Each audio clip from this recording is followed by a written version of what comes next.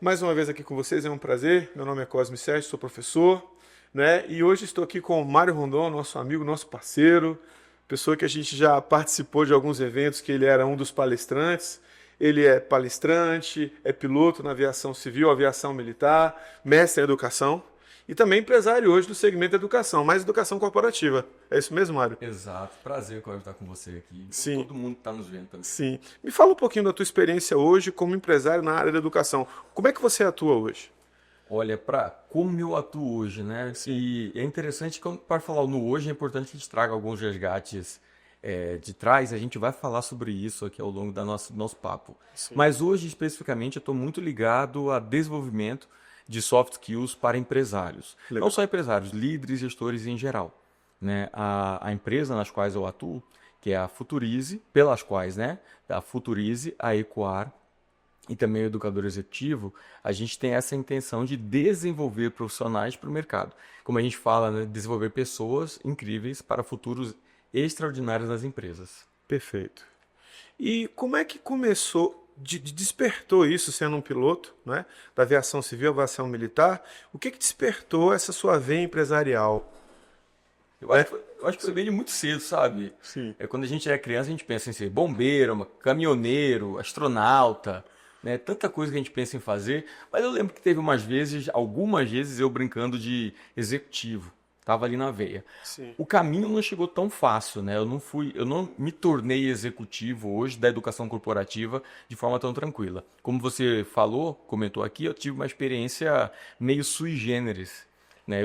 Eu sou piloto, fui piloto militar, piloto comercial, fiz voos nacionais e internacionais, né? Então, assim, para falar um pouco da trajetória, hoje em dia faz muito sentido, né, o desenho de uma carreira, como a gente chama, caleidoscópica, uma carreira de projetos, né? São vários projetos, Perfeito. o que é um desafio para as nossas crianças. Eu Perfeito. hoje com um filho de 15 anos, também percebo, às vezes, a ansiedade dele em querer acertar, em estar no mercado. O que é importante, falei, calma, um passo por vez. Ainda que essa proatividade seja muito importante, muito relevante. Sim. E uma coisa interessante que o jovem, o adolescente, até eu mesmo, não sei se aconteceu com você, às vezes na juventude a gente planeja uma carreira e vão acontecendo outras situações que a gente vai bifurcando para outros segmentos. Total. E assim, aí entra um pouco da questão da maturidade emocional, a maturidade mental, a maturidade psicoemocional que a gente tem, né? É muito demandado hoje em dia. Sim. Entre esse ponto. Sim. E, por exemplo, eu sou de Cuiabá, Mato Grosso. Uma cidade bem quente. Uma cidade de clima de montanha Quente. vulcânica. Sim, montanha vulcânica. Montanha vulcânica. É muito quente lá. E a minha primeira experiência, a gente falando sobre essas carreiras diferentes, a gente pensa a um ponto, depois vai mudando. A primeira experiência profissional que eu tive foi vendendo picolé. Sim. Né? E assim, naquela rua quente, desesperadora de Cuiabá, Mato Grosso. Né? E aí, o que é interessante é que eu fui provocado, olha só. Às vezes a gente encontra gestores, eu conheço muitos assim, professores às vezes, infelizmente, que limitam os nossos projetos. Perfeito. Né? Eu ouvi de uma pessoa que tinha autoridade sobre mim de que eu não ia chegar muito longe, olha só. Né? Quando eu compartilhei alguns dos projetos que eu tinha, alguns sonhos que eu tinha. Né? E aí foi quando ali também, ainda criança, 11, 12 anos, eu cheguei a ouvir isso. Né? Eu falei, talvez realmente vendendo picolé não dá, porque realmente era um desespero. Né? E aí eu passei, olha só, a minha primeira experiência como professor foi aos 13 ou 14 anos de idade. Eu não sei se você já sabia, eu já tinha te falado, Não, não. mas aos 13 ou 14 anos eu parei de a vender picolé, Sim. né, e para continuar ganhando troquinho, passei a dar aulas para a turma anterior e para minha turma também. Sim. Né? Então, com 13 anos, eu estava na sexta, dava aula para quinta, sétima, quinta e sexta. E assim eu fui. Mais o segmento das exatas? Amigo, assim, a necessidade faz a gente aprender. Né? Aprendi tudo. Tudo bem que eu não sou professor de matemática, exímio como você, né? Mas eu aprendi. Você disse, Mário, dá aula de aramaico. Me dá uma semana. Vou estudar Eu vou aramaico. aprender aramaico e vou te dar aula de aramaico. Né, a questão era a necessidade. Sim. Né? E essa disposição, a depender do lugar onde você vive, você tem essa possibilidade de ser testado emocionalmente.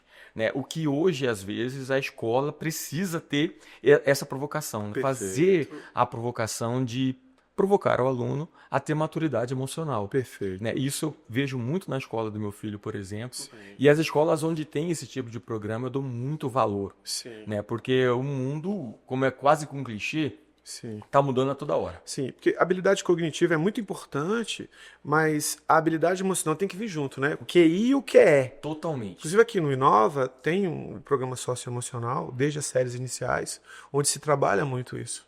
A inteligência emocional, o equilíbrio, o Isso é autocontrole, incrível. né? Assim, o respeito ao próximo, a empatia, o se colocar no lugar do outro, porque é um viés muito importante e, por exemplo, quando a gente pensa em vestibular, vários estudos comprovam que aqueles que têm mais equilíbrio, não necessariamente o cognitivo, mas o emocional, na hora do vestibular faz diferença. E pegando o vestibular como exemplo, isso vale para tudo na vida. Para tudo. Tudo na vida, né, tem uma questão de equilíbrio emocional. Eu dou muito valor para a escola que tem essa percepção. Sim. Hoje em dia, no mercado, estou muito ligado com o mercado corporativo. Sim. Hoje se fala muito, estudos apontam que nós somos contratados pelo currículo, Sim. pelo Lattes, né, pelo técnico. Nós somos contratados por isso. Às vezes até pelo resultado que a gente apresentou na empresa anterior ou no lugar anterior onde a gente trabalhou. Mas nós somos demitidos por questões sociocomportamentais. Perfeitamente. Né? E aí está muito ligado à nossa maturidade emocional. Sim. As pessoas com dificuldade de receber um feedback, Sim. as pessoas com dificuldade de se relacionar com alguém diferente, as pessoas com dificuldade de entender que o mundo muda. Né? Hoje nós temos 5 gerações, vai entrar a 5ª geração para trabalhar no mercado de trabalho. Né? Se nós não trabalharmos a criança, desde a criança, a maturidade emocional, a gente vai ter o quê? Jovens adultos e adultos completamente maturos. E é o que eu tenho encontrado algumas vezes, acredita? E não só na média gestão, Sim. na alta gestão. É quando a gente encontra líderes tóxicos, quando a gente encontra gerentes tóxicos, ambientes tóxicos. Então, uma escola que dá valor ao desenvolvimento de habilidades emocionais, comportamentais, sociais, é um grande diferencial. Isso faz toda a diferença para as nossas crianças. Segundo o Daniel Goleman, de 80% a 90% do sucesso profissional de alguém passa pelo QE, coeficiente emocional. Exato. E a escola, o Inova, ele tem essa visão. Né? Legal, o aluno vai ter o conteúdo, também se prepara para o PAS, para o vestibular, mas a base, fora o conhecimento, o cognitivo, a base aqui da escola é o emocional. Então casa bem com essas novas demandas. E uma coisa interessante, talvez eu não seja da sua geração, eu sou um pouco mais velho, não sei, mas né? na minha geração, a gente ainda jogava bola na rua, jogava vôlei, eu joguei basquetebol. E essas últimas gerações, por uma questão de segurança, às vezes também, né?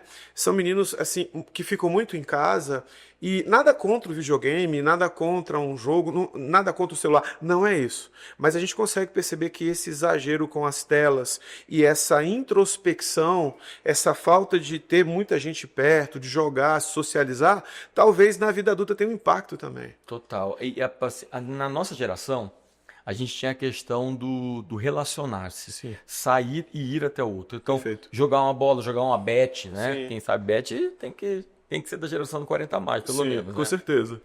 E o ir para a rua possibilitava com que a gente tivesse contato com esses diversos. Sim. E ainda assim, a gente não tem a possibilidade de desenvolver várias habilidades ou competências. Sim. Hoje em dia, dentro de casa, o que é um desafio para nós pais, Sim. tirar a criança da tela, né? Porque tem muito... E também, às vezes, até por comodidade nossa também. A gente Sim. tem um trabalho para Segurança. fazer, e o garoto, a menina está ali, então a gente dá a tela para eles ficarem tranquilos. E também a questão É um da segurança equívoco, também. Na minha época, andar na rua não tinha os riscos que tem hoje. Hoje, Na e minha a gente época, prefere, às vezes, sim, ficar nos anos aqui. 70, anos 80, eu na minha adolescência, Brasília, eu fui criado aqui em Brasília, era muito tranquila. Então a minha mãe ficava tranquila, eu estava jogando bola com meus amigos, jogando voleibol. Eu joguei... A rua que eu morava, né? Hoje em dia, não tem como nem sair. É uma passação de carro. Perfeito. É perigoso, não só Sim, pelos carros, mas é perigoso qualquer outra coisa que venha acontecer com a criança. Então, a gente prefere que elas fiquem em casa. Sim. Né? Então, mas mesmo assim, quer dizer, mudando o contexto, a gente muda as estratégias. Perfeito. Né? Então, as estratégias podem ser outras. E quando a gente tem uma escola que está preocupado também com uma das possíveis estratégias Sim. para desenvolver a questão emocional, a questão comportamental, pode ser um baita de um aliado. É verdade. Né? E aí criando crianças que tanto saibam se relacionar com o universo, tenham clareza sobre o que estão sentindo, né? Saibam movimentar isso, como também trabalhar as frustrações. Perfeito. Né? Por exemplo, nós somos da época da foto, onde a gente tirava foto, né, com filme, fotografia, 12, 24, Verdade. 16 poses, Sim. e a gente esperava uma semana Pra para a ver foto ser revelada. É verdade. E geralmente essa revelação da foto era surpreendida com todos os filmes queimados. Perfeito. Certo? Então, de alguma medida, a gente teve um treino, né, sobre a frustração e sobre o esperar. Hoje, Perfeito. a gente tira uma foto, imediatamente a gente vê, se não gostou, Já a gente escolhe. tira nova ou a gente coloca no editor de fotos, de imagens. A gente muda. Geração self-service, que é tudo pronto na hora. Tudo pronto na hora. É bom ou ruim? Mudou. Mudou e as estratégias precisam mudar também. Né? E aí a gente precisa entender o que as nossas crianças demandam hoje para que sejam adultos mais maduros. Né? Não sejam infantilizados, não sejam ignorantes a ponto de não respeitar as outras pessoas, né? O diferente. Então é importante que a gente provoque isso em casa e na escola, de alguma Perfeito. forma. Uma parceria.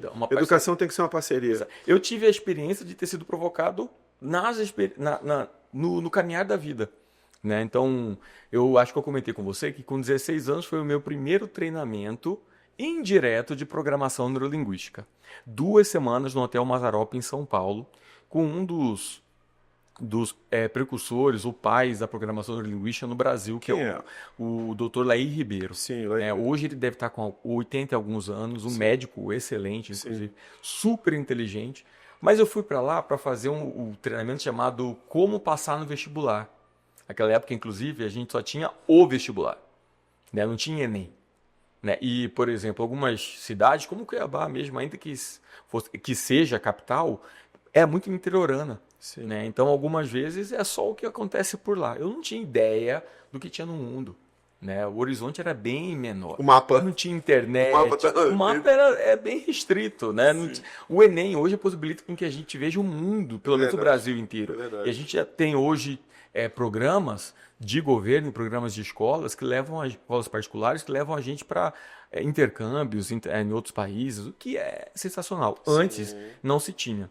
Né? Então, pela carreira que eu fui construindo, eu estou falando desde experiência como adolescente, essa caminhada provocou a ter habilidades e competências que hoje me fazem um pouco mais maduro e consciente de quem eu estou, como profissional e como pessoa. Né? E aí esse treinamento que eu fiz, para você ter uma ideia, eu não tinha dinheiro e meu pai falou assim, eu não arranjo dinheiro em árvore. Né? Eu vim de uma família simples. E era mais ou menos assim, vamos colocar ajustado, como se o treinamento custasse uns 10 mil reais hoje. Rapaz. Né? Naquela época lá, né? E eu não tinha como ter esse dinheiro, mas eu falei, eu vou fazer. Eu tinha 16 anos. 16 anos eu tinha. Eu fiz de tudo, Cosmo. Fiz rifa, vendi perfume. Eu fui na Assembleia Legislativa, né, pedi para cada um dos deputados, só ganhei 50 reais. Uma pessoa me deu 50 reais. Fui nas empresas de ônibus, consegui 80% de desconto numa passagem de ônibus ida e volta. Olha só que incrível. Legal. Liguei todos os dias pro dono do comercial do treinamento. Acabou que eu consegui 50% de desconto no treinamento. E aí, faltando uma semana, não conseguindo o dinheiro inteiro, de repente eu tive a epifania de ligar para o prefeito da cidade, num domingo à noite. Ele atendeu e não é que ele me possibilitou o restante do dinheiro para ir para esse treinamento. Prefeito de Cuiabá, né? Prefeito de Cuiabá. Legal. Prefeito Roberto Sá de França. Nunca mais vou esquecer o nome desse prefeito. Inclusive, os meus primos falaram, se você está de sacanagem, eles ouviram eu falando, né? Isso é sacanagem, mentira. Como é que o prefeito vai atender você? Quem é você? Realmente, quem era Mário, né, naquela época? Sim. E ali eu comecei, nessa experiência, principalmente nesse treinamento, a ser provocado em questões psicoemocionais. Né? Quem eu era, se confiava em mim, o que eu queria me tornar, o que eu estava sentindo. Principalmente porque aquela frase de você não vai chegar muito longe, é melhor não sonhar, ela me acompanhou por um bom tempo. Sim. Inclusive terapia eu tive que fazer para isso. Hoje eu não consigo admitir alguém falando isso pro meu filho. É um adulto falando isso pro meu filho. Quantas vezes nós pais, os adolescentes, as crianças, ouvem isso. E essa crença de incapacidade, às vezes, fica arraigada. Exato. E a pessoa tem esse comportamento a vida inteira. E aí a gente estava conversando antes sobre a questão de anos atrás, na década de 80, década de 90, a gente não tinha a responsabilidade com quem hoje a gente conhece como neurodivergente, por exemplo, Perfeitamente. o espectro TEA, né? A gente não tinha essa responsabilidade. É verdade. Agora, eu fico imaginando quantas crianças sofreram, quantos Sim. adolescentes sofreram Sim. por ter os seus transtornos, por ter o seu momento, por ter a sua questão de saúde, né, com as suas peculiaridades. Funcionamento cerebral diferente. E não terem basicamente sido respeitados. Entendidas, compreendidas. E Compreendidas. talvez até alguns pais, né, que cobravam demais, que muitas vezes comparavam. O seu irmão tem nota 10 em tal matéria, você não tem, o seu irmão é assim. Imagina como esses alunos se sentiam. Não sou psicólogo, mas tem um pai e a mãe me ouvindo aqui. Por favor, não comparem os seus filhos. Perfeitamente. Né? Eles são completamente diferentes e merecem ser diferentes. Sim. E precisam ser respeitados nas suas diferenças. Sim. Né? Dá o seu tempo para, como eu gosto de falar, dá o seu tempo para ele sair do casulo, abrir asa e voar. Perfeitamente. Né? E cada um tem o volte, seu né? tempo, cada um tem a sua história. Cada um tem a sua aptidão e a sua habilidade. Exato. Né? Então Exatamente. o pai tem que estar sensível a isso, tem que entender isso. Mas me diga uma coisa, Mário, como é que começou a tua carreira de piloto? Essa é interessante também. Quando eu comecei, uma das coisas que eu percebi quando eu fiz o mestrado em educação foi que essa história de parar de vender picolé e começar a dar aulas, né, foi a melhor estratégia no processo de aprendizagem. Porque você é professor, nós somos professores, né? A gente sabe que a melhor forma da gente aprender é ensinando. Perfeito. Porque a gente busca, inevitavelmente, quando a gente vai ensinar, formas mais simples de fazer com que a pessoa que não conhece aquele fundamento, ela entenda. Sim. Então, nesse processo de ter que aprender para ensinar, e eu, obviamente, eu não sabia naquela época. Naquela época, a única coisa que eu fazia era para ganhar dinheiro. Sim. Né? Sim. Mas nesse processo de aprender a ensinar, eu me preparei absurdamente para qualquer vestibular. Sim. À época. Então, eu fiz a vestibular para Federal, em Direito, né, que era um projeto, era um sonho, e eu fiz para a Academia Militar também. Inclusive, eu fiz em Brasília, Sim. né, em 96, 97. Era AFA na época? Eu comecei pela EPICAR, pela Escola Preparatória, né? Sim. E aí de lá eu fui para a Academia da Força Aérea, que é a AFA. Sim. Né? Então, eu passei tanto para Direito Sim. como para a AFA. E olha, naquela época, se não me engano, foram 12 mil candidatos para 200 vagas. Eu nunca imaginava merecedor de passar. Quando eu cheguei aqui, eu fiz a prova do Mané Garrincha, o antigo Mané Garrincha. Você imagina quanta gente era. Né? No estádio. No estádio ali, eu com prancheta fazendo a prova, eram 5 dias de prova também, né? E eu entrei, cheguei, tinha alunos de escola militar, bombeiro, cursinho, esse preparatório que o garoto é preparado desde quando tá na barriga da criança, da mãe. É verdade. Né? Chega grid de guerra, eu falei, gente, o que eu tô fazendo aqui? Aquela questão, não mereço, não sou pronto, né? Por isso que hoje eu faço isso muito com meu filho, né? Para que ele se sinta empoderado, na medida da responsabilidade, né? Perfeito. Porque a pessoa não pode ser também, a criança, para adolescente ou adulto, não pode ser vendido. Eu sou melhor de tudo. Não, peraí. Vamos ter maturidade emocional para isso. Perfeito. Mas naquela época eu não me sentia merecedor. Qual foi a surpresa? Que depois eu passei em número 69 do Brasil. Legal. Né? Então, assim, foi uma conquista absurda. Assim eu entrei, então, na Academia Militar. Sim. E aí eu passei 13 anos da minha vida como piloto militar. Sim. Né? Eu tive essa experiência lá. Né? Quem passou alguma medida ali sabe como é testado. Né? Sim. Principalmente para quem é piloto, as questões psicológicas são muito colocadas em xeque. Disciplina, horário, equilíbrio. Disciplina, horário, equilíbrio. Você pilotar um avião militar em condições completamente... Você chegou a pilotar caças? Pilotei o caça que eu pilotei é o mesmo da Esquadrilha da Fumaça. Né? Aquele ali é um caça, antigamente era conhecido como avião de ataque, né? Foi o segundo avião que eu voei, um avião maravilhoso. Cosme, pensa no avião. E brasileiro. Lá em cima, E no comando de uma aeronave, você sentiu medo? Quem não sente medo, né? Agora, o piloto meio que sublima o medo. Quantas vezes a gente passa por perrengue e aí, tempo depois, a gente fala, puxa, mas como é que eu passei por isso? Né? E quando a gente está preparado, nós somos pilotos, nós somos preparados para isso, a gente às vezes vai com a inteligência do corpo. né? A inteligência do corpo responde depois que a energia passa, aí fala, como é que eu fiz isso? Pois é, eu aprendi. Né? E eu, como professor, eu falava que o aprendizado é aquilo que fica depois que o esquecimento faz o seu trabalho. Né? Então, aí, quando a gente passa por um perrengue, sai desse perrengue, faz uma recapitulação e fala, putz, tive uma estratégia boa, aqui eu aprendi. Né? Esse processo de aprendizado a gente pode provocar. E eu, lá na academia militar, fui bastante provocado. Não só lá, né, como em outros momentos. Eu tive um momento na academia, aliás, dentro da Força Aérea, que foi no resgate do Air France, o 447. 2008 isso? 2009. 2009. Junho de 2009. Exatamente, é 31 de maio da madrugada, de 31 para 1º, né, que esse avião ele sumiu do radar. Eu me lembro que quando eu vi essa notícia, de manhã eu estava indo dando aula, eu dava aula no Gran Curso, né, pro Gran Curso, né, presencial, e eu estava ouvindo a CBN de manhã. Eu lembro que um rapaz falava isso e eu fiquei muito assim, e fui dar aula assim, meio que em choque. Avião da Air France, acho que saiu do Brasil, Saiu do Rio de em Janeiro direção a Paris. a Paris, E exatamente. ele sumiu. E aí, assim, mais ou menos umas 2h30, na madrugada do dia 31 para 1º, ele sumiu do radar. E aí a Defesa Aérea, né, à época eu era comandante operacional num esquadrão de patrulha em Belém do Pará. Sim. Você morava lá na época? Morava lá. Sim. Morei ali naquela terrinha maravilhosa, né? Comida, música, as pessoas incríveis, né? Sim. Mas eu estava ainda como comandante e o que acontece? Em todos os quartéis, inclusive nesse momento, tem uma equipe que está de sobreaviso, né? Para responder à missão do quartel, caso seja necessário. E aí naquele dia eu estava como comandante da equipe de sobreaviso do meu esquadrão de patrulha. A patrulha é a Polícia do Mar. Né? E aí a gente foi acionado pela Defesa Aérea. A maior parte das vezes, 95% das vezes que a gente é acionado pela Defesa Aérea, a gente é treinamento. Né? Mas a gente nunca sabe quando é treinamento e quando é real, valendo. Aquele dia da mesma forma, a gente tem 1h30 para decolar.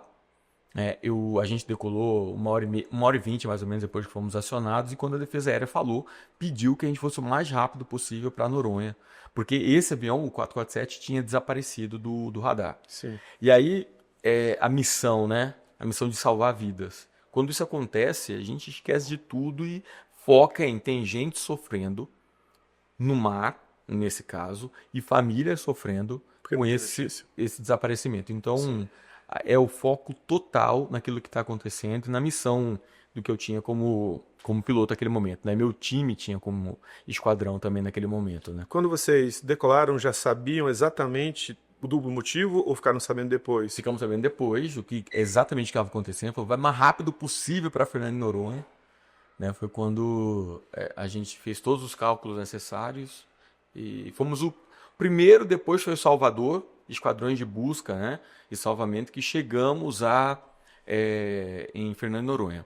Eu passei em Noronha 15 dias, né, nos 10 primeiros a gente fez Fernando de a Noronha busca. tem uma base aérea lá dentro? Fernando de Noronha tem um aeroporto e tem um esquadrão, não é uma base aérea, mas é uma unidade militar da aeronáutica, também tem o exército da unidade militar da aeronáutica, né, e a gente ficou lá assediado com o apoio da unidade militar. E faziam voos diários? Diários. Fazer a busca. Diários. A gente decolava de madrugada e aí só era rendido, né? Quer dizer, o outro esquadrão rendia a gente no ar, continuava a busca e a gente ia ou para abastecer, dependendo do horário, ou para esperar no outro dia de madrugada também para decolar. Quanto tempo durou essa busca por destroços na época? Os primeiros destroços encontrados foram encontrados mais ou menos no 11º dia, mais ou menos, né? Aí, nesse momento, o meu esquadrão já não estava buscando, já não estava procurando os destroços, porque a corrente marítima estava muito forte. Né? Então, mas no 11º dia foi encontrado. Eu lembro muito bem desse momento, essa gritaria, essa coisa... porque até aquele momento, né, de encontrar destroços, ainda havia a grande ânsia de encontrar pessoas vivas. Né? Tipo o avião, Infelizmente, por exemplo, tivesse feito um pouso forçado, né? Estava na água, alguma coisa assim? Dependendo da forma como pousou, Sim. algumas pessoas num bote, ou ilhota, ou parte da estrutura do avião, enfim, né? Sim. Enfim, alguma coisa que pudesse ter permitido que alguns vivessem. Sim. Mas, infelizmente, as 228 pessoas a bordo realmente chegaram a faleceram, né? Morreram naquele acidente. Foi triste, foi lamentável, a operação. Foi uma operação militar, para mim, muito rica em termos de aprendizado, em termos de operação. Em termos de equilíbrio e inteligência emocional para este momento, você se sentia preparado? Ou a partir deste momento, você acha que você desenvolveu outras habilidades no aspecto mais emocional? Como eu disse, né? O aprendizado é aquilo que fica depois que o conhecimento faz o seu trabalho. Nessa missão, especificamente, eu tive uma experiência de quase morte ali. Né? Eu, voltando num dos dias dessa busca, num dos dias da busca do Air France, a gente voltando, a gente se deparou, eu e meu time, eu estava pilotando o avião, a gente se deparou com uma tempestade muito semelhante à que tinha derrubado o Air France dias atrás. Né? E ali eu tinha uma decisão a tomar com duas possíveis alternativas. Né? Ou eu atravessava a tempestade, ou eu pousava no mar declarando emergência, esperando que um navio brasileiro ou francês que estava ali buscando, né, encontrassem a gente. Então, eu tinha que tomar essa decisão. Quando a gente se depara com essas dificuldades e desafios da nossa vida, a gente não sabe se está preparado até encontrar, até ser provocado. Né? A gente fala assim, a gente pode até julgar, falando, eu conheço teoricamente. Eu já fiz um treinamento sobre isso. Mas depois que passa, a hora que você está no vendaval, é que a gente vai perceber o quão amadurecido nós nos tornamos. Né? E eu não sei te falar se a gente estará pronto realmente. O que eu sei falar é que o trabalho que vocês fazem aqui na Inova, o trabalho que eu vivenciei em toda a minha formação, fez total diferença para aquele momento da tempestade. Porque se eu não tivesse mantido a maturidade emocional, a tranquilidade emocional, eu poderia ter piorado a situação. Porque, veja, né, Cosme, uma experiência que eu tive dentro da Força Aérea foi a sobrevivência no mar. Né? E se tem uma coisa que eu odiei na minha vida, foi ter tido essa experiência de ficar no mar, à deriva. 6 dias no bote, à deriva no mar. 6 dias. A base de água e jujuba. Jesus. Inclusive, jujuba, eu tenho ojeriza a jujuba. Não suporto o cheiro de jujuba nessa minha vida. Quer me criar ódio, é só me oferecer jujuba. Né? Isso aí eu não tenho nenhuma maturidade emocional. Então, vocês como pilotos, oficiais, vocês queriam evitar passar por isso de novo. Porque se vocês tivessem... Emocionalmente. Porque se vocês tivessem descido no mar, tivessem feito um pouso forçado, talvez não teriam tempo que vocês seriam achados. Exato. E aí aquele sofrimento vem, né? Mas aí, mais uma vez, não se trata de uma escolha emocional. Em alguns momentos é importante que a gente suspenda a emoção e veja racionalmente quais são as opções. Equilíbrio. E isso aqui para mim, depois que passado essa experiência, eu falei, putz, eu tive essa capacidade de suspender a emoção.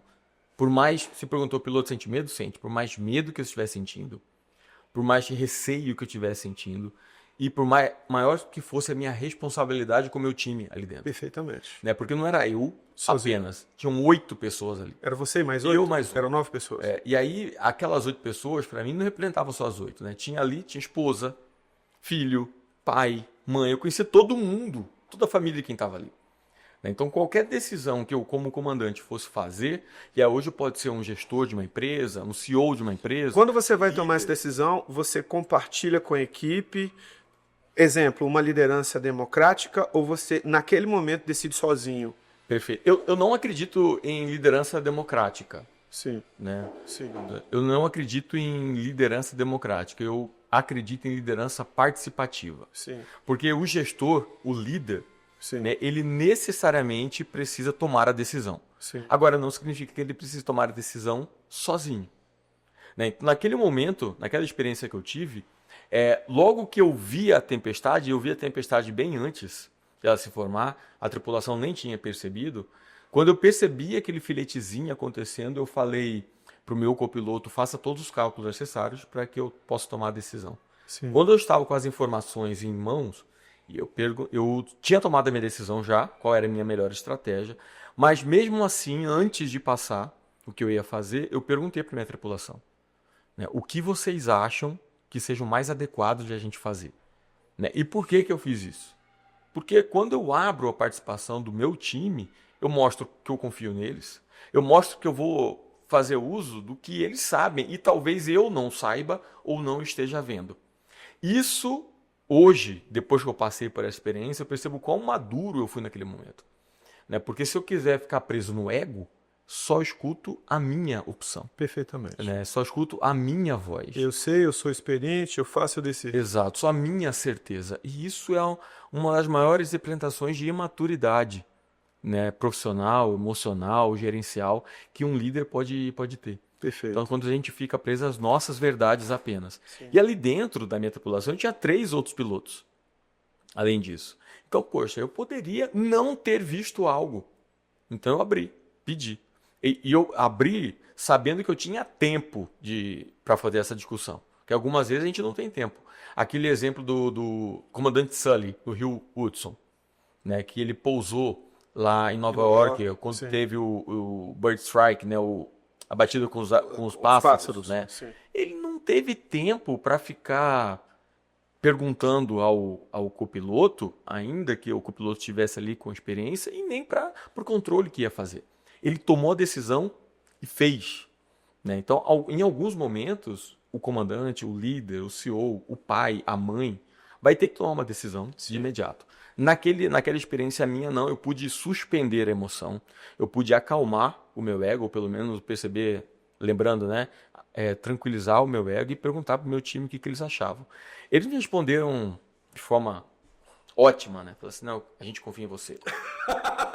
Jogaram toda a responsabilidade em você. Não adiantou nada nessa participação. Beleza, mas aquele dia não teve riso. Eu fiquei mais nervoso ainda, né? Claro. Eu fiquei mais nervoso. Aquele dia lá não. Hoje eu rio, acho graça, né? Que eu já contei. Mas eu tomei a decisão ali, naquele momento, de passar a tempestade. Né? Mesmo, acredite, Cosme, eu tinha perdido o radar meteorológico do Você não avião. sabia exatamente onde você estava? Não sabia. Não sabia onde eu estava. E aí eu utilizei da melhor técnica que um piloto pode utilizar para escolher um lugar para entrar numa tempestade, né? Que a gente conhece, quem é da década, quem é 40 mais sabe, fechar o olho e mandar unidunité salamingue. Né? Onde parou meu dedo? Ver o que Onde parou meu dedo, eu falei, aqui vai ser bom. Tinha que passar por aquela tempestade, na época, questão de combustível, alguma coisa assim? Tinha. Não podia desviar da tempestade? Eu tentei. Sim. Fui para um lado, fui para o outro buscando uma brecha, mas se eu desvio muito também, eu corro o risco do combustível acabar. Entendi.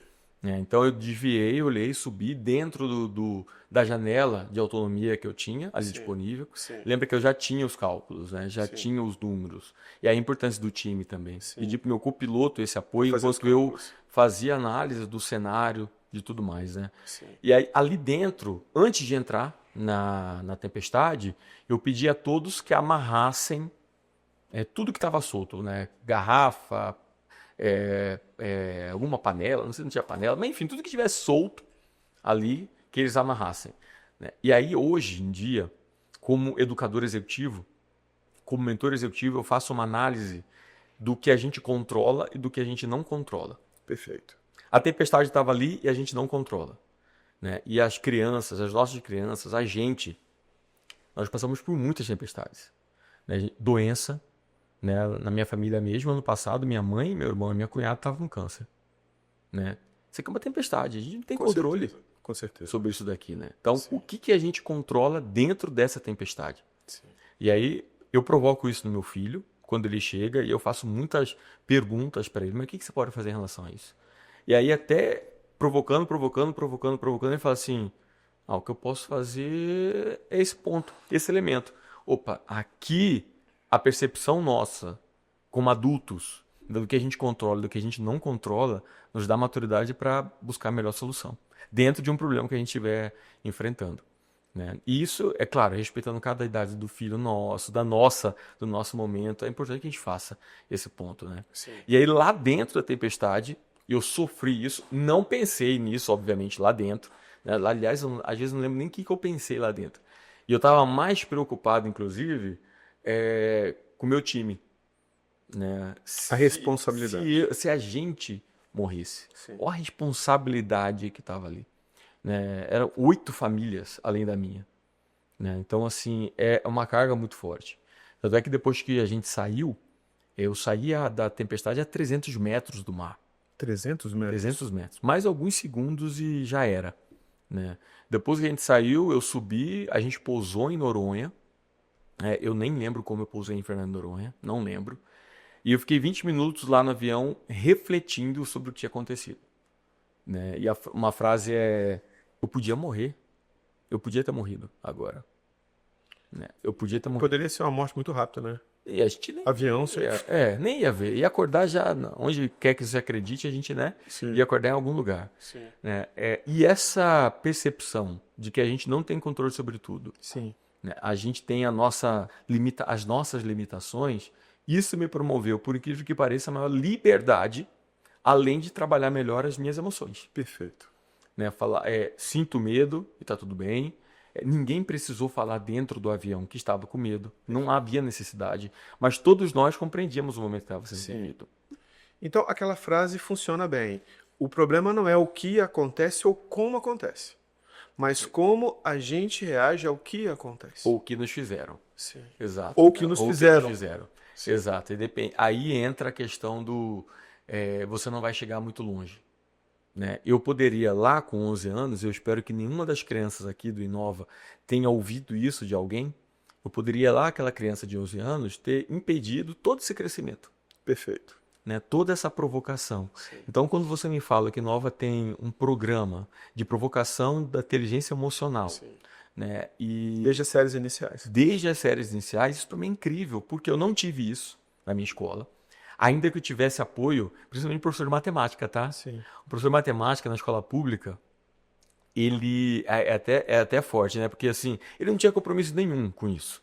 Mas o edital da prova para a Academia Militar é muito extenso. Muito extenso. E muito maior do que se profundo. ensina na escola. Muito, muito maior. E eu não tinha nenhuma condição ali. O professor de matemática, na hora do intervalo dele, do almoço, ele tirava 40 minutos para tirar minhas dúvidas e me ensinar. Eu sou hoje, infelizmente, ele é falecido, Sim. mas ele era uma excelente pessoa e professor. Uma diferença assim, Ele entregava muito além daquilo que precisava de entregar. muito, muito, muito além. Eu não sei se você acredita muito em lei da atração, lei do retorno, mas quando a gente tem esse crédito com o universo, em algum momento isso volta pra gente. Olha, eu Né? acredito nisso, em algum momento isso vai voltar de alguma forma, Sim, né? E ele merecia, sabe? sim, sim. E eu acho que muito da ligação que eu lembro que ele vim da roça, Mário. Um professor que ajudou você na sua formação a mudar a sua vida. E assim, e não foi só o que é maravilhoso, mas esse em específico, porque ele parava o almoço dele, né? Ele parava o almoço dele A para me disposição em ajudar, a disposição em cuidar. Por isso que eu Isso é dou educação. muito valor. Isso é educação. Exato. Isso é educação. Sim. Né? Por isso que eu me orgulho muito hoje de trabalhar como um educador executivo. Né? E por mais que eu trabalhe questões técnicas também, mas o grande mote é questões não técnicas ou soft skills, como aponta o relatório do Fórum Econômico Mundial de maio de 2025, desse ano, 2025, né? Onde na próxima década, das 15 competências mais relevantes para o mercado de trabalho, 90% delas são relacionadas a soft skills. Sim. Né? E aí tem um outro ponto que é inevitável, que é a inteligência tecnológica. Sim. Né? A gente poder trabalhar com a tecnologia. Né? Então, assim, é muito bom ter pessoas que nos permitiram desenvolver e ir muito além, né, das suas profissões técnicas. Né? Sim. E aí, acho que talvez isso tenha me feito apaixonar pela educação mais ainda, Sim. ter feito mestrado em educação e depois me tornado professor de universidade. Né? Eu dei aula nos cursos de aviação civil e de administração também. Sim. Né? Então, assim, a educação desde 13, 14 anos com cartãozinho professor Mário Henrique, feito pela minha mãe, né? Olha só a presunção, 13 anos, professor Mário Henrique, né? A educação está presente e eu não sei, Cosme, como até uma das principais habilidades do relatório do Fórum Econômico Mundial, eu não sei se ela vai deixar de ser importante em algum momento da nossa vida. Sim. Porque a competência aprender a aprender, né, que vem com a maturidade emocional, com a inteligência emocional. Né? O que é o aprendizado? Você está aberto a errar. Sim. Né? Quando você é criança, você cai, levanta e anda. Você cai de bicicleta, levanta e anda. Você consegue falar, fala errado, mas fala. Quer dizer, a gente não tem vergonha. Né? Na realidade, às vezes nossas crenças nos limitam, né? Demais. Por exemplo, eu sou da era de exatas, né? E a minha cabeça é um pouco aberta para aprender qualquer coisa. Mas muitas vezes se tem uma crença de que quem é bom em exatas não pode aprender humanas. O que não é verdade. Não, é só uma Você crença. pode aprender o que você quiser, O que você quer. qualquer habilidade. Exato. Né? Então, se o meu emocional entende que eu consigo aprender o que eu quiser, o meu cognitivo está aberto. Exato. Agora, se eu cresço com uma crença que isso aqui eu não consigo, isso aqui eu não vou dar conta, isso aqui eu não sei, eu nunca nem vou me interessar em aprender aquilo. E a gente pode aprender qualquer coisa. E mesmo que a gente, de forma consciente, não aprenda, de forma inconsciente está aprendendo. Exato. E aí, com o medo a gente estar aberto ao processo de aprendizado. Sim. É porque é natural a gente ter medo do novo, Claro. medo do aprendizado. Será que, né, aprender dói, crescer dói? Sim. Né, a gente se sente, às vezes, frustração mesmo, Sim. real. E isso é uma coisa que eu sou muito grato a tudo que eu passei em termos de carreira, mas em especial à Força Aérea. Né? A frustração ali dentro, as perdas, os pequenos fracassos, fazem com que a gente perceba, opa, eu não sou só isso. Né? Eu sou Talvez mais. as perdas e os pequenos fracassos e o treinamento exaustivo te levou para uma situação de tensão, onde naquele momento você tinha que tomar uma decisão e passar por uma situação difícil, e aquilo foi te preparando para aquele evento. Próximo, exato. Que iria acontecer e você não sabia nem como nem o que. E aí entra o que você falou, que é você pode aprender o que quiser. Sim. Né? E estando com disposição para aprender, você vai lá e aprende. Não é à toa que a pedagogia hoje também tem uma perspectiva disso, mas a andragogia, principalmente, que é a educação de adultos, Sim. ela prevê essa questão de apresentar a necessidade do aprendizado. Tudo bem que a criança ainda não tem, talvez, toda a maturidade ainda para saber, por isso a provocação contínua, mas a gente dá, né, a atenção àquilo que faz, que é necessário, que é essencial para a gente. Né? Eu estou falando diretamente para os pais, né? Sim. A gente estar aberto a isso, aberto a outras questões, aberto ao novo. E a Força Aérea me propiciou essas provocações contínuas. E aí, quando a gente fala sobre carreira, né? A gente não falou agora, mas pensando na minha trajetória, todos os momentos que eu passei foram momentos que me prepararam para a próxima fase. Perfeito. Né? Então, todas as habilidades e competências que me foram provocadas me levaram a um próximo momento. Até as frustrações e as dores. Eu digo até que, em especial, as frustrações e as dores. Né? É dolorido. A gente quer fracassar alguma vez? Não. E o que é o fracasso? Né? Na realidade, é a diferença, talvez, entre o que eu idealizei, que seria maravilhoso, Sim. e o que eu alcancei naquele momento. Sim. Essa diferença, além do nome frustração... Vou pegar aqui um exemplo simples. O aluno não vai bem numa prova, ou ele não vai bem numa etapa do PAS, ou ele não vai bem no vestibular. Aquilo não é terminativo. Não. Aquilo é algo que é, naquele momento, algo que tem que ser trabalhado. E em cima disso, a gente pode tirar uma série de lições e buscar habilidades, desenvolver habilidades que a gente tem muitas vezes e trabalhar isso um pouco mais. E aí a questão, né? Se você não foi bem numa prova, você tem todo o direito de ficar chateado. Sim. Né? Fica chateado. No primeiro momento, passa essa chateação, supera essa tempestade. Né? A gente vai superar, a gente controla essa aí, né? Mas supera essa frustração. E aí a pergunta é o que eu preciso fazer de diferente para ir diferente na próxima. Qualquer que seja o desejo. Construir um projeto, passar numa prova, ter uma festa, desenhar uma festa que deu errado, faz outra festa. É das coisas mais simples às coisas mais complexas. Né? Passar, superar esse momento, o que eu posso fazer de diferente? Isso é uma frase que me acompanhou muito e bastante. Né? Isso dentro da Força Aérea, então, com o que a gente chama de aprendizado mental, Sim. o que eu tenho que fazer de diferente para conseguir atingir, só para ter um parâmetro, um piloto civil, para que ele faça as mesmas coisas, né? O piloto militar, para que faça as mesmas coisas que o piloto civil aprende, o piloto civil tem 40 horas e o piloto militar tem 13 horas. É muito discrepante. Né? O que um piloto civil pode fazer em até 40, um piloto militar necessariamente precisa fazer até 13 horas. Então, o que eu preciso fazer de diferente? Estratégias. Essa provocação eu me faço, inclusive, hoje, mesmo estando fora da vida militar. Como empresário de educação. Né? O que eu preciso ou posso fazer para que os meus resultados sejam diferentes? Ou eu sou um aluno. O que eu preciso e posso fazer para que o meu quarto trimestre, né, seja diferente do ano, para que a minha nota melhore, para que eu fique melhor em matemática, em ciências, em português, na disciplina que a gente precisa melhorar. O que você precisa fazer diferente? Né? E aí a gente vai e constrói, com a ajuda dos pais ou dos professores. Perfeito. Tranquilo. Agora, você tem um filho de 15 anos, né? Agora vem uma pergunta que os pais vão se identificar aqui. A carreira que o seu filho vai buscar para ele, necessariamente tem que ser a sua carreira, tem que ser o seu caminho? De jeito nenhum. De jeito nenhum. Da mesma forma que os meus pais não me obrigaram a nada, eles foram como grandes líderes mesmo. Sim. Buscaram tirar obstáculos dentro das possibilidades que eles tinham. E dentro que era possível, né? Para eles. Sim. Para eles, né? Fizeram o que foi possível, eles fizeram. Da mesma forma que eles fizeram, hoje eu busco fazer com meu filho. Né? Eu provoco, pergunto, né? Eu quero que ele se sinta instigado. Ele queria ser, uns anos atrás, não vou lembrar, mas ele queria aprender aramaico. Por que você quer aprender aramaico? Ele queria ser arqueólogo. Né? Mas não era essa outra língua. Eu falei, de onde você tirou isso? Né? Tá bom, bora, o que precisa fazer para você experimentar? Para você ter essa experiência. Experienciar. No meu ponto de vista, e aí é particular, não sei como é que os pais, você pai, você mãe percebe, a criança, a gente, o adulto, a gente precisa estar feliz no que a gente está fazendo. E, obviamente, não sendo poliana, né, a gente vive num mundo que precisa do dinheiro, que seja feliz e que nos dê retorno. Claro. Né? Essa provocação a gente precisa fazer de forma madura dentro da idade do nosso filho, sim, quando vier.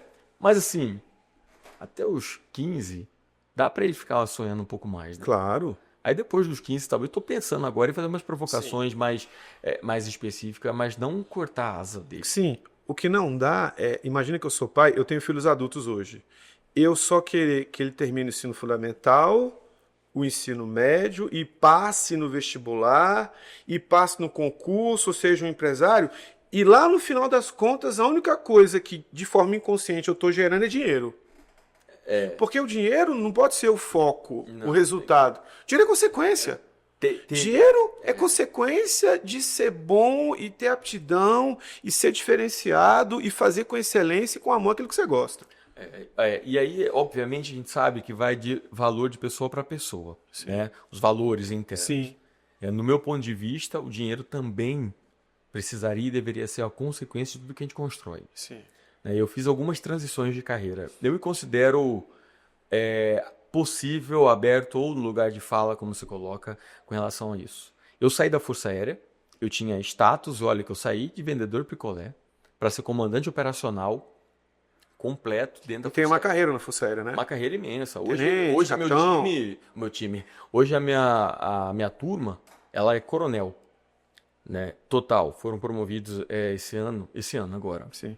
Eu também teria alcançado esse posto Sim. de coronel, continuando e com as possibilidades de experiências inúmeras que tinha lá. A gente não sabe. Mas eu saí da Força Aérea nessa busca por projetos que eu gostaria de construir, nessa abertura, nessa possibilidade.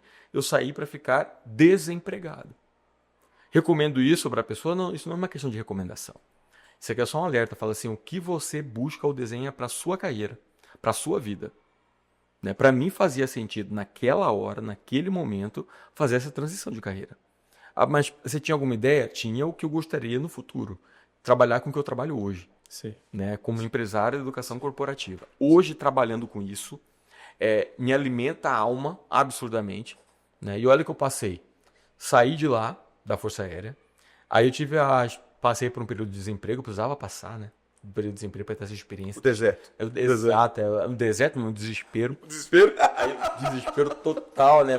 Mas sabia pilotar. Sabia pilotar. Tinha habilidade. Tinha conhecimento. Tinha experiência. E disposição para, Sim. Se fosse o caso de vender picolé de novo, venderia. Chegou a passar pela aviação civil? E aí eu tive a oportunidade, antes de ter a experiência na aviação civil, eu fui coordenador de uma faculdade, no curso de aviação. Legal. Em Belém. Legal.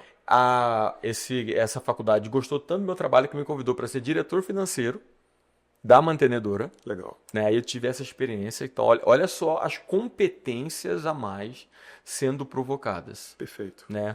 E é claro que eu tinha intenção de ser empresário, mas estava longe. Não sei o que eu ia utilizar do diretor financeiro aqui, mas vivi essa experiência. Sim.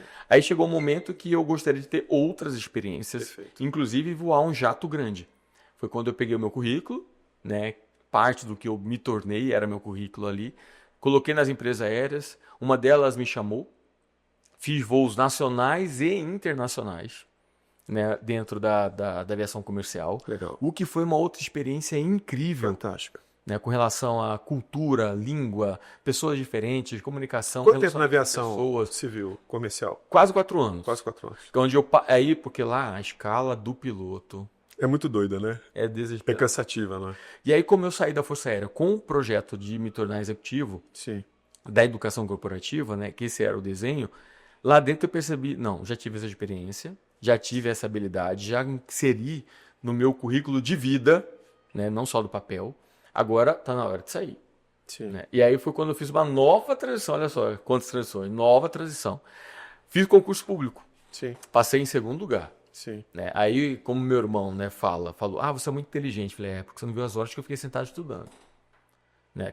Só vê o resultado. Quem vê cara não vê corre. Só Né? vê o resultado. Quem vê Instagram não vê o corre por trás. É verdade. E aí vem, tanto com meu filho eu falo, como para todas as pessoas com quem eu mentoro ou treino. A disposição de a gente encarar a tempestade do dia, o estudo, a prática, o trabalho, é o que vai dar o resultado para a gente. Perfeito. Né? É essa disposição. E para isso a gente precisa ter maturidade emocional.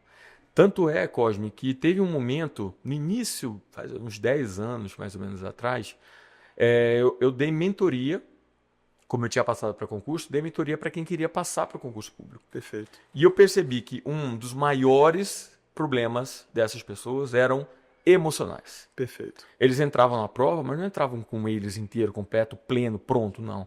Eles entravam com incapacidades, com medos, com receios, Ansiedade. com ansiedade de, eu não passei já em 2, 3 ou 4, não vou passar agora também. Sim. Então a primeira coisa a trabalhar é o que vocês trabalham aqui no Inova. Perfeito. Mais uma vez, a maturidade emocional, a inteligência emocional. Isso atrapalha absurdamente. Né? Quando me perguntam qual foi o seu objetivo para entrar no concurso público especificamente, eu coloquei na tela, na parede assim, primeiro lugar. Né? Primeiro lugar. Eu tinha certeza? Não. Era primeiro lugar? Não. Eu ia passar? Não sei, nem sabia se eu ia passar a ser chamado, não sabia. Sim. Nada disso eu tenho controle. Sim. Né? Agora, sobre o que eu vou fazer cada dia, o processo diário, para que aquilo aconteça, aí está na minha mão. E isso fazer o cada dia entre inteligência emocional. Perfeito. Porque a gente tem medo, a gente se frustra, a gente acha que não merece, a gente acha que não é capaz. Né? Isso aqui a gente precisa tanto ter rede de apoio, pai, mãe, família, os professores, a escola, né? Como também a gente passar a acreditar e fazer a nossa parte. Perfeito. Né? E aí eu passei para o concurso público. Quando eu entrei no concurso público, eu me dei 10 anos para ficar lá dentro. E aí eu fui construindo a carreira em paralelo, o projeto em paralelo. Estudando, se preparando, se qualificando. Exato. Perfeito. E foi uma experiência maravilhosa no concurso público também. Eu passei por uma agência reguladora, né? Perfeito. Assim, então, e aí depois, não foi nem 10, 9 anos depois, eu coloquei 10, mas saí com 9, eu entrei para minhas empresas. O que você faz hoje no aspecto de empresa e nessa parte de educação? Você é um palestrante? Você é um mentor? Como é que é o seu trabalho hoje? Eu estou com 3 empresas, né? Em segmentos eles são complementares. Uma é a Futurize, né? Onde eu atuo diretamente como gerente de aprendizagem e inovação corporativa. Ali dentro a gente tem treinamentos in company, e aí treinamentos altamente customizados, voltados para quê? Soft skills, voltados para quê? Inteligência sociocomportamental. Perfeito. Né? E aí é muito interessante porque a Futurize trabalha com desenhos customizados. O público são empresas, empresários? Geralmente empresas aqui da Futurize de médios para a grande porte. Perfeito. As empresas, né? Geralmente tem mais de 300 funcionários, pelo menos, né? Perfeito. Que são atendidos para esses treinamentos. A outra é a Escola de Educação Executiva, com o educador executivo, que a gente tem uma formação na qual a gente habilita, prepara executivos, gestores, líderes, ou até mesmo aquelas pessoas que estão em transição, querem pegar todo o seu cabedal de conhecimento, de experiência de vida e transformar no produto, construindo método, né? Então, ali tem a formação de educador executivo. E tem a Ecoar, no qual eu atuo como um formador ou um desenvolvedor de palestrantes. Né? E a gente tem o site como uma agência, né, para a gente divulgar os palestrantes do Brasil.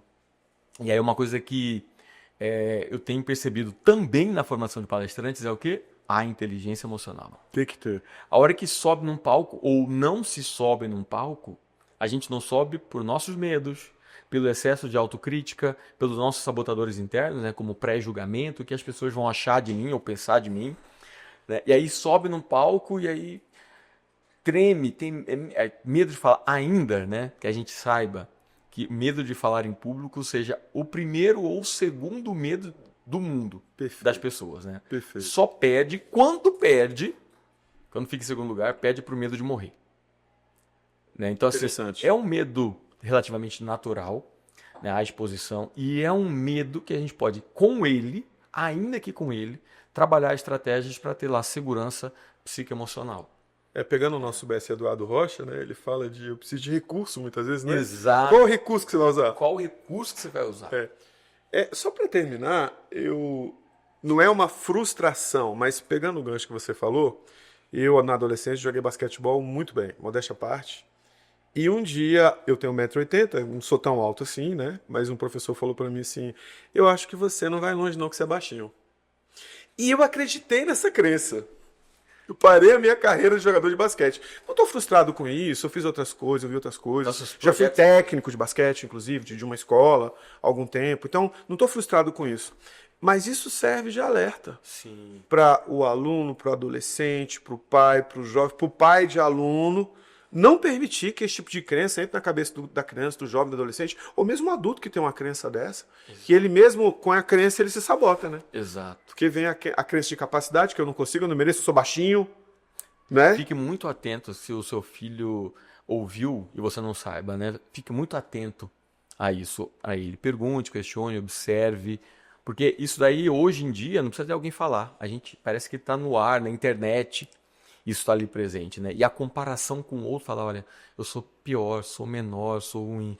Não se trata de a gente ser melhor ou pior que ninguém. Sim. Se trata de a gente não se impedir de se tornar muito bom em relação a nós mesmos. Perfeito. Né? Hoje eu me considero uma pessoa muito melhor em relação ao Mário de 30 anos atrás. Perfeito. Né? E isso eu desejo para mim amanhã ser melhor do que... E uma coisa interessante, que quando a gente delega um comportamento nosso para alguém, abre aspas, mesmo que represente autoridade de forma inconsciente, é como se a gente tivesse um decreto na mão. O que o professor falou ou aquela pessoa é verdade. Exato. E o que as pessoas falam não são verdades absolutas. Por quê? Porque a gente cria a nossa história. Exato. E A isso aí gente não é... cria a nossa história. A gente fala isso, né, Cosme, mas nem sempre a gente acredita É e vive verdade. isso. É verdade. Né? E por isso eu acho importante o trabalho que vocês fazem aqui, Sim. porque, infelizmente, até professores existem que falam besteiras. Sim. Né? E qualquer besteira, por menos intenção que a gente Pelo tenha fato de ele falar, ser uma autoridade, vai de impactar, forma inconsciente, vai impactar na criança. E a gente Sim. tem isso, exemplos na década de 90, na década de 80, que hoje a gente fala, puxa vida, né? Aquele meu amigo possivelmente tinha alguma neurodivergência, não foi compreendido, não foi compreendida, né? Sofreu com absurdamente. certeza. Hoje se acredita menos ou incapaz e talvez não tenha aberto as asas da forma como poderia ter Perfeitamente. para voar. Perfeitamente. Né? Então, uma das missões que eu tenho hoje é fortalecer as asas das pessoas que estão do meu lado. Perfeito. Né? E aí eu falo fortalecer, porque eu acredito que todos nós tenhamos. Não é entregar, dar Sim. asa, né? Fortalecer as asas. Sim. Né? Então, a educação para mim é fundamental. É transformador. A educação emocional para mim é essencial. Perfeito. Né? E talvez seja uma das grandes diferenças que a gente vai ter com a presença da inteligência artificial no mundo. Sim. Né? É a forma como a gente se relaciona com o outro, com o diferente, a forma como a gente cria. Quando a gente sobe num palco, por exemplo, quem a gente apresenta ou se torna ali dentro. Eu falo que para os meus palestrantes lá, eu falo assim, olha, quando a gente sobe num palco, a gente não está subindo com os últimos 30 dias. Ou com os últimos 15 dias que você construiu uma palestra. Quando você sobe num palco, você está subindo com toda a sua história. Todo o seu know-how. Todo o seu know-how, toda a sua experiência, todos os seus sofrimentos, todas as suas vitórias. É com isso que está subindo ali. Então, transfira isso ali em cima. Né? Seja autêntico. E para a gente ser autêntico, principalmente hoje em dia, a gente precisa ter muita maturidade emocional. Perfeito. A gente precisa trabalhar muito a inteligência emocional. Perfeito. Né? Então, mais uma vez, Inova, parabéns Perfeito. demais pelo projeto que vocês têm. Sim. Né? E é um prazer poder estar contribuindo, trocando um pouco, né? Sim, dessas nossas experiências de vida. Sim. Hoje, e assim, né? A gente pode estar com a idade que a gente tem, mas a gente tem pelo menos uns 40, 50 anos pela frente. Com certeza, eu não tenho dúvida. Então, a gente tem bastante inteligência emocional para desenvolver e para fazer uso dela. E uma coisa muito legal, quando você fala do teu projeto, seu olho brilha. Significa dizer que você está cumprindo a sua missão. E quando a gente está cumprindo a nossa missão, as coisas, resultados, né, os negócios, eles vêm naturalmente. Exato. Não é? Falar em missão, né? Olho brilha. Os comissários, às vezes, tá todo mundo sorrindo dentro do avião, né? Sim. Isso aí é uma curiosidade, só fica aqui entre a gente aqui no... Tá tudo sorrindo lá do avião. Na hora do... Alguns, tá? Não são todos, pelo contrário. Alguns, na hora que tá dentro da van que vai pro hotel, é uma reclamação. Sério? Sabe? Um desespero querendo sair. E teve uma vez, numa experiência, num dos voos, que um comissário, em especial ali, em particular, tava reclamando todos os dias. Né? E eu cheguei para ele e falei, camarada, por que você não sai? Né? Por que você não sai? Aí ele falou, mas por que você também não sai? Eu falei, primeiro que eu não tô reclamando. Começa por aí. E segundo, falou, quem é que falou para você que eu não vou sair? Né? Eu já tô com um projeto para sair. Aliás, já tinha até passado o concurso para sair. Sim. Né? A questão não é essa, não é sobre mim. É se você tá infeliz, se seu olho não brilha mais, você vai ficar aqui se matando. Concordo. Né? Não faça isso com Perde você. sentido. Né? Não perca esse tempo. Vá. Mas é que eu preciso de dinheiro. É compreensível. Agora, pega esse dinheiro nesse momento e construa o próximo projeto da sua vida. Pega a parte do dinheiro e invista numa qualificação, no treinamento, invista naquilo que você quer, no teu sonho, no teu objetivo, naquilo que faz o teu olho brilhar. Exato, crie possibilidades para você ir ganhar esse dinheiro, ou mais, ou igual, ou menos, mas naquilo que faça sentido para você. Sim. Tudo bem que a gente tem meio que uma certa ditadura do sentido, de buscar sentido, né? Só que o sentido ele não é encontrado. Né? No sentido. Não, ele é construído. Né? E para ser construído tem que me permitir experimentar as coisas. Perfeito. Né? E essa experimentação requer, mais uma vez, inteligência emocional. Perfeito. Porque a gente vai tropeçar, a gente vai errar nas escolhas, putz, deu certo, né?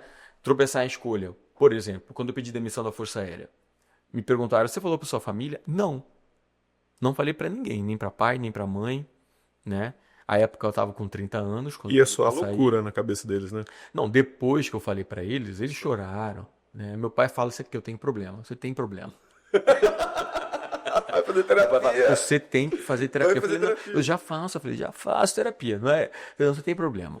Mas aí perguntaram, por que você não falou para os seus pais? Eu falei, porque essa decisão é uma responsabilidade minha. Se eu passar ou transferir para os meus pais, e aí perceba, eu estou com 30 anos, eu não tenho 15, 17, né? Que às vezes eu preciso compartilhar. Com 30 anos. Se eu passar isso para os meus pais, é um peso imenso para que eles carreguem. Né? Se tiver que dar, entre aspas, certo ou entre aspas, errado, a responsabilidade é minha. Perfeitamente. Né? E aí vamos atrás do projeto que faz sentido. Perfeito. E essa provocação que eu fiz para esse comissário específico. Sim. Né? E olha, é uma profissão incrível. Perfeito. Né? Por que você não ficou, Mário? Porque eu tinha outros projetos. Né? Tudo aquilo que você abriu mão te fez chegar onde você quer hoje. A pergunta é, você se arrepende de tudo que você abriu mão? Essa pergunta tanto já me fizeram, como eu me faço de forma recorrente. Até arrepio aqui. Né? Eu não me arrependo de nenhuma das decisões que eu tomei.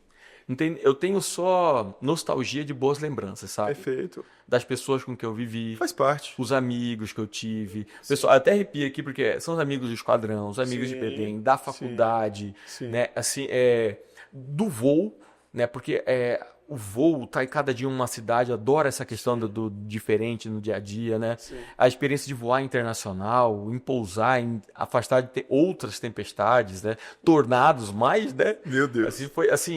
São experiências riquíssimas. Sim. E até mesmo uma possibilidade. Eu fui convidado para fazer um teste numa empresa aérea internacional. Sim. Né? E não fui, porque se eu fosse chamado, talvez eu tivesse tido essa opção. Mas o meu projeto era outro. Entendi.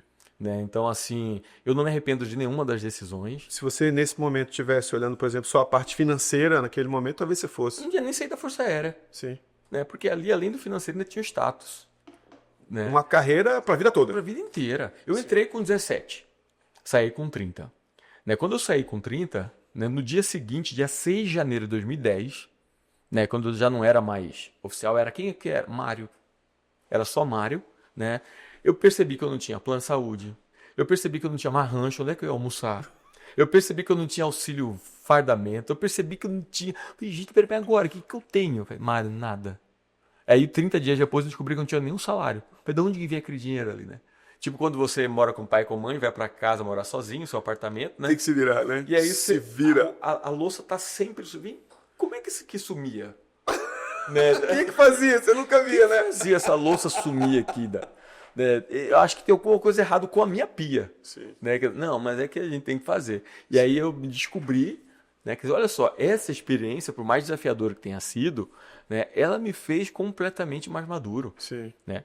Não tô aqui fazendo apologia, tem que mudar de nada, tá? De Entendi. emprego, Entendi. de setor, de... Mas eu acho que vale uma reflexão se realmente a gente está cumprindo a nossa missão aqui na Terra, né? E se aquilo que a gente desenvolve traz esse brilho no olhar. Exato. E vou dizer mais, para pai e mãe agora, né? Será que quando você educa o seu filho, você investe tempo nele, seu olho brilha? Porque ele é seu filho e sua responsabilidade. Não é só a responsabilidade de pagar uma escola, de pagar um plano de saúde, de pagar um dentista, não é isso. Responsabilidade de estar junto e de amar. E existem uma série de habilidades que desenvolve na família. Não é? Maravilhosa a Sim, reflexão. é por isso que eu acredito que a educação ela é uma coparceria.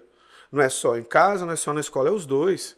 E quando os dois convergem para o mesmo objetivo, para a mesma direção, com certeza a palavra educação fica com E maiúsculo. E esse é o nosso objetivo aqui no Inova, a educação com E maiúsculo.